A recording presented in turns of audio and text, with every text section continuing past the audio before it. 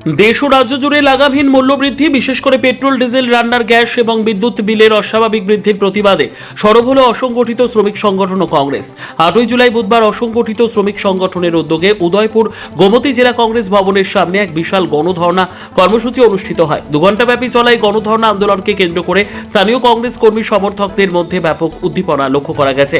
এদিনের এই প্রতিবাদী গণধর্ণা কর্মসূচিতে প্রধান বক্তা হিসেবে উপস্থিত ছিলেন প্রদেশ কংগ্রেস সভাপতি আশিস কুমার সাহা। তিনি তার ভাষণে বর্তমান সরকারের জনবিরোধী নীতির তীব্র সমালোচনা করে বলেন, পেট্রোল, ডিজেল থেকে শুরু করে নিত্য প্রয়োজনীয় জিনিসপত্র এবং রান্নার গ্যাসের দাম যেভাবে আকাশ ছোঁয়া হয়ে উঠেছে, তাতে সাধারণ মানুষ ও অসংগঠিত ক্ষেত্রের শ্রমিকদের বেঁচে থাকাই দায়ী হয়ে পড়েছে। এর ওপর আবার বিদ্যুৎ বিলের নামে সাধারণ মানুষের পকেট কাটা হচ্ছে। অবিলম্বে এই মূল্যবৃদ্ধি নিয়ন্ত্রণে আনার দাবি জানান তিনি। উক্ত গণধর্ণা কর্মসূচিতে প্রদেশ সভাপতির পাশাপাশি উপস্থিত ছিলেন গোমতী জেলা কংগ্রেসের সভাপতি টিটন পাল সহ দলের জেলা ও রাজ্যের বিভিন্ন স্তরের প্রথম সারির নেতৃবৃন্দ। অসংগঠিত শ্রমিকদের বিভিন্ন ন্যায়সঙ্গত দাবি দেওয়া এবং সাধারণ মানুষের জ্বলন্ত সমস্যাগুলো নিয়ে আয়োজিত এই 2 ঘণ্টার প্রতীকী অবস্থান বিক্ষোভ থেকে আগামী দিনে আন্দোলন আরও তীব্র করার হুঁশিয়ারি দেওয়া হয়েছে। গণঅবস্থানের বিষয়বস্তু কি নিয়ে আজকে এই গণঅবস্থান?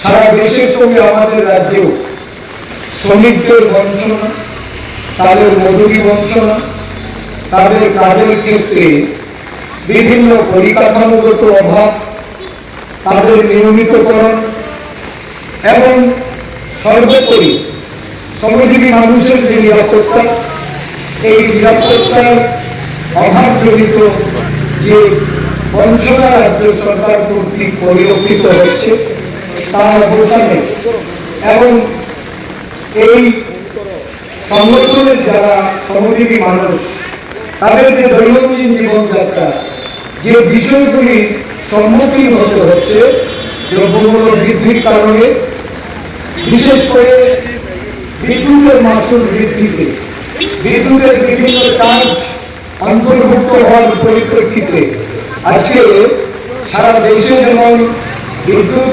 বেসরকারি করার জন্য বিল এনে দেশের সরকার এই রাজ্যকে এবং সারা দেশে বিদ্যুতায়ন বেসরকারি হাতে তুলে দেওয়ার একটা প্রয়াস দিয়েছে। স্মার্ট মিটার বসিয়ে বিদ্যুৎ চার্জ বাড়ানো, এটা আজকে এই রাজ্যের মানুষ যেমন ভুক্তভোগী, সারা দেশের মানুষের ভুক্তভোগী। এই স্মার্ট মিটার বসানোর বিরোধিতা করে এবং এই রাজ্যে বিদ্যুৎ চার্জের সঙ্গে যে সমস্ত বিষয়গুলিকে জুড়ে দেওয়া হচ্ছে, যাতে করে মানুষের বিদ্যুৎ বিল বিভিন্ন ক্ষেত্রে শুধু বেড়েই যাচ্ছে না। সানি আলমের প্রতিবেদন, দুরন্ত টিভি।